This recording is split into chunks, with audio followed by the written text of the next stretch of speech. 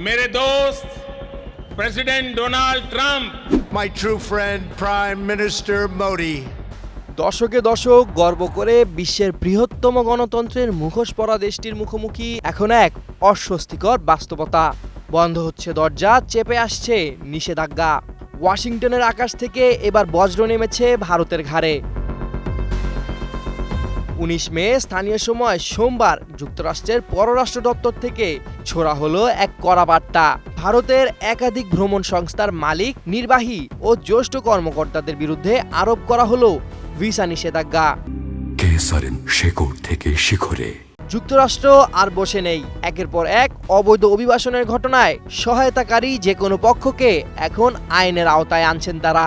আর সেই পথ ধরে এবার নজর পড়েছে ভারতের দিকে।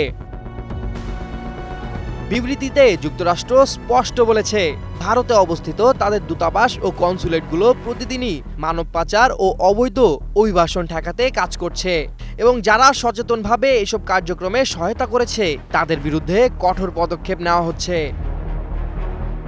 এই নিষেধাজ্ঞা কেবল কিছু ভ্রমণ সংস্থার বিরুদ্ধে নয়, বরং এটি ভারতের সিস্টেমের উপরও একটি কূটনৈতিক অবিশ্বাসের প্রকাশ বলে মনে করছেন সংশ্লিষ্টরা।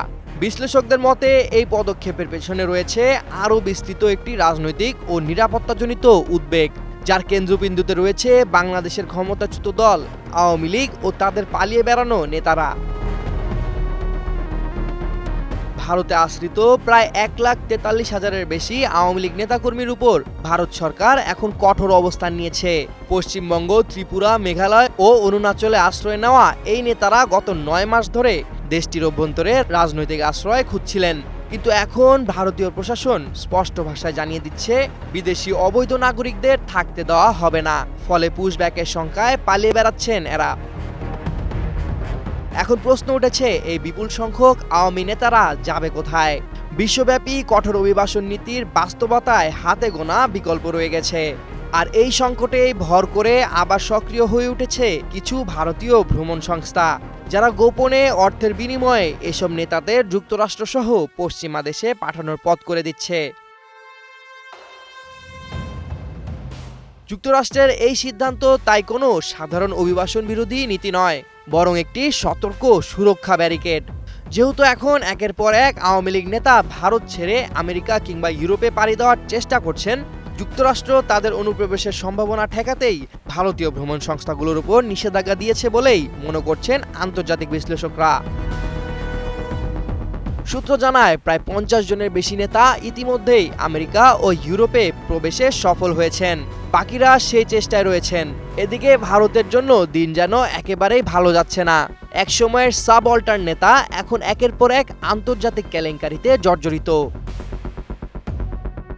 দক্ষিণ এশিয়ার দাদাগিরি করার অভ্যাসটা কি এখন তাদেরই গলার কাটা হয়ে দাঁড়িয়েছে? একদিকে পাকিস্তানের সঙ্গে যুদ্ধ করে নাস্তানাবুদ, অন্যদিকে সীমান্তে চীনের ছায়া।